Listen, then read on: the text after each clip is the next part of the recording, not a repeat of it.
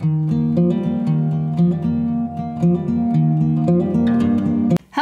and welcome to my channel. Hi, I'm Wendy J. Haney. Today we're going to have a little bit different video than you're used to.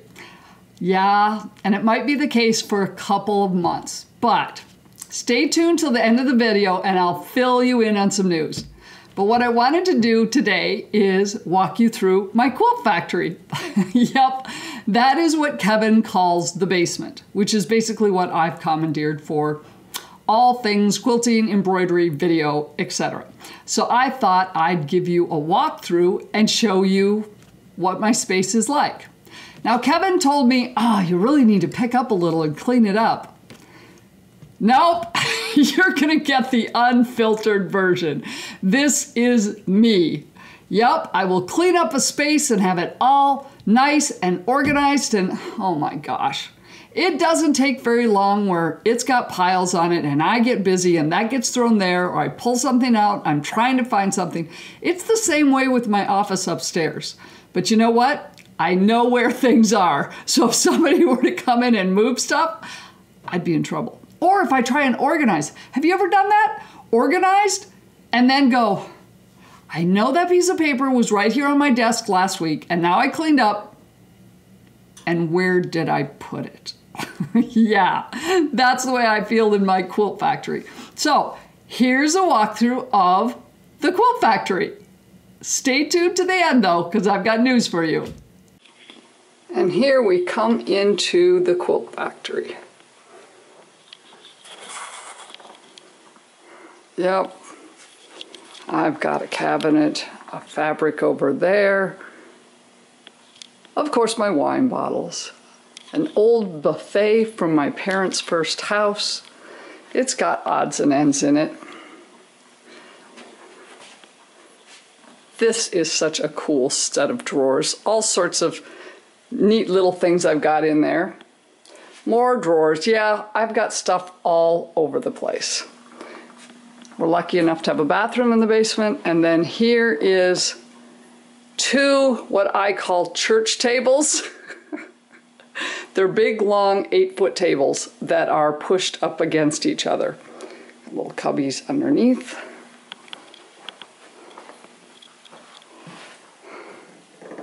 Storage there, all sorts of kits I've purchased. Hell, I'm gonna have enough to keep me occupied for years. So here is the side of the table that I use when I'm doing my videos. So we've got lights up there, and there's my camera to show my close-ups. There's my cameras and monitors to show me, so I can see what each camera sees. So I know that, oh, I've got my fabric in front of the camera, and I'm standing in front of the camera, my head's not chopped off. It's really hard to adjust with one person. So those monitors help me. And then there's our other light, and then those are just lights that I've just always had there when I've had, you know, my normal quilting stuff. And then here's my cutting mat and my computer that does my audio. More little cubby drawers. This one I picked up at a garage sale. It's so freaking sweet. Holds all sorts of like fat quarters and little things. Then behind it, I have my long arm. So there's my long arm behind me. More, this is where I put my scraps that I'm always talking about. And the long arm, a drawer, file cabinet that holds all sorts of odds and ends. My thread that I need for long arming. I have a fireplace. Yes, it gets kind of chilly down here. My ironing station. Oh, and I have this fabulous light here. That light is awesome for my ironing table because this space was not exactly set up for good lighting above. Let's see. And then over here, more odds and ends, all my stabilizers for my embroidery. My Solaris 2, my Cricut, the wine rack, the wine fridge. How handy is that? We put hooks on the wall to hold all of the embroidery hoops we need.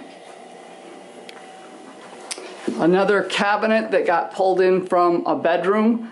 Comes in handy, has room for shelves and stuff in there.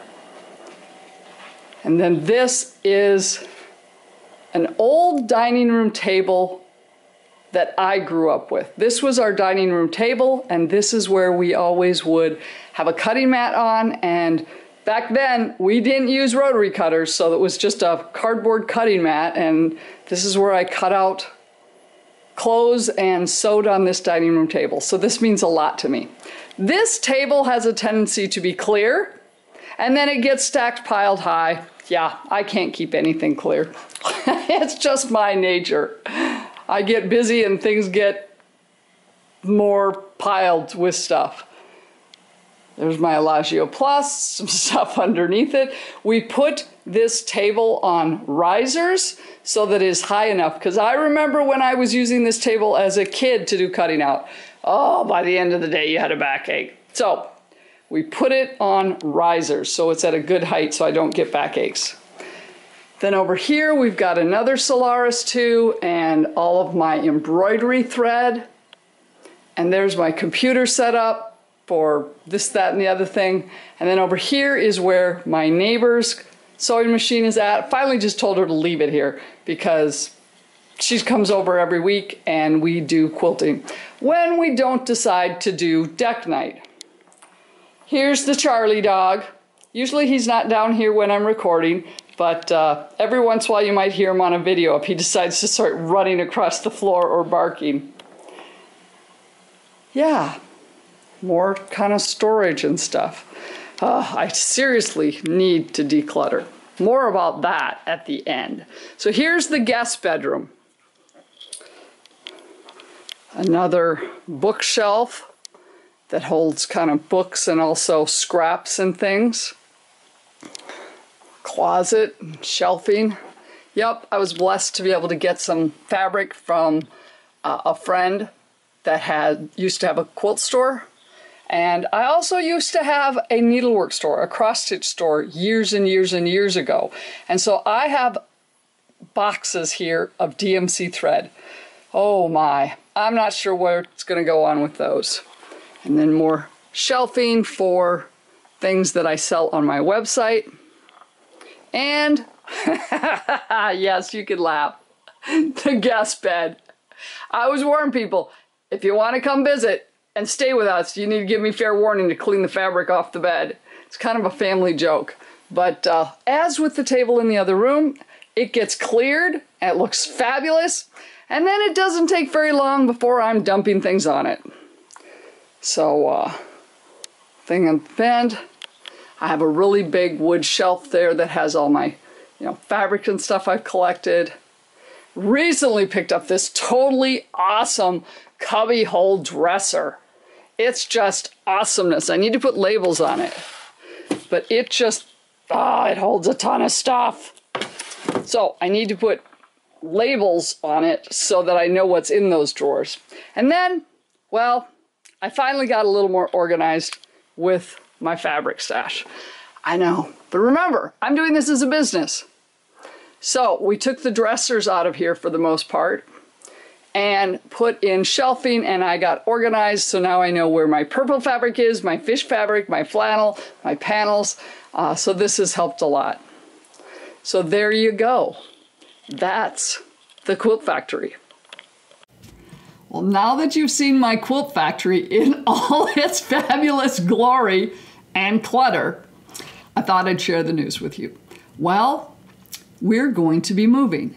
Right now, we're in Southwest Minnesota, and we've made the decision to move to Central Tennessee, over in the Knoxville area.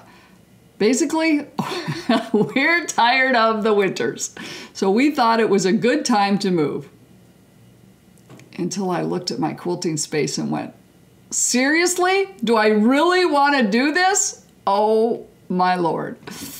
Yeah. So everything you just saw needs to be packed up and ready to go.